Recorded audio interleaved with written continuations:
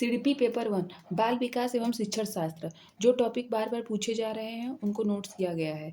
जैसे अभिवृद्धि और विकास और परिपक्वता, इनसे हमेशा क्वेश्चन पूछे जाते हैं। जैसे अभिवृद्धि में क्या पूछा जाएगा कि यह आंतरिक है या बाहरी या दोनों है। तो ये जो अभिवृद्धि है ये बाह्य है, और जो विकास है वो आंतरिक और बाह्य दोनों है। और परिपक्वता जो है इससे भी क्वेश्चन पूछा जा रहा है, मैच्योरेशन। फिर उसके बाद जो है विकास के आयाम क्या है, डोमेन ऑफ डेवलपमेंट। तो जो ये क्या है, बहुआयामी होता है। विकास का आयाम क्या है, बहुआयामी होता है। शारीरिक विकास भी होता है, गत्यात्मक विकास भी होता है। फिर find motor skill and gross motor skill में अंतर पूछा जाता है विकास के अंतर्गत। तो फाइंड मोटर क्या है और ग्रॉस मोटर क्या है। तो फाइन मोटर में होता है कि मसल कम यूज होता है, जैसे हम राइटिंग करते हैं, कलरिंग करते हैं, कटिंग करते हैं। और जब ग्रॉस मोटर पूछा जाएगा तो इसमें मसल का अधिक यूज होता है, जैसे हम स्विमिंग करेंगे, जंपिंग करेंगे, रनिंग करेंगे, प्ले करेंगे, ये सब। फिर उसके बाद विकास में ही हम मानसिक विकास, संज्ञानात्मक विकास पढ़ेंगे, सामाजिक विकास पढ़ेंगे, संवेगी विकास पढ़ेंगे, नैतिक विकास पढ़ेंगे, फिर भाषा विकास पढ़ेंगे।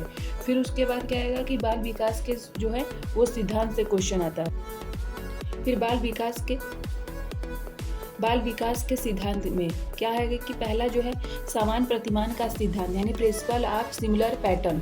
फिर दूसरा रहेगा कि विकास की दिशा का सिद्धांत, यानी जो विकास है वो पूछ देगा कि सिर से पैर की तरफ होता है या पैर से सिर की तरफ होता है। तो जो विकास होता है, विकास की जो दिशा है वो जो है पहले सिर से पैर की तरफ होता है। बच्चा जो है पहले सिर को हिलाना शुरू करता है, फिर उसके बाद धीरे धीरे उसका पैरों पे भी कंट्रोल होने लगता है। जब सिर से पूछेगा तो सिर जब रहेगा तो इसको क्या बोलते हैं, मस्कोध्मुखी। जब विकास का क्रम मध्य से शुरू होकर बाहर की ओर जाता है तो इसको दूरभिमुखी कहते हैं। और फिर तीसरा क्या है, निरंतरता का सिद्धांत, यानी प्रिंसिपल ऑफ कंटिन्यूटी। यह क्या है, जीवन प्रयत्न चलता है। फिर उसके बाद क्या है कि सामान्य से विशिष्ट क्रियाओं का सिद्धांत चौथा है, जैसे उठना, बैठना, चलना, दौड़ना। फिर उसके बाद पांचवा जो है पूर्वानुमान का सिद्धांत। फिर छठवां जो है एकीकरण का सिद्धांत।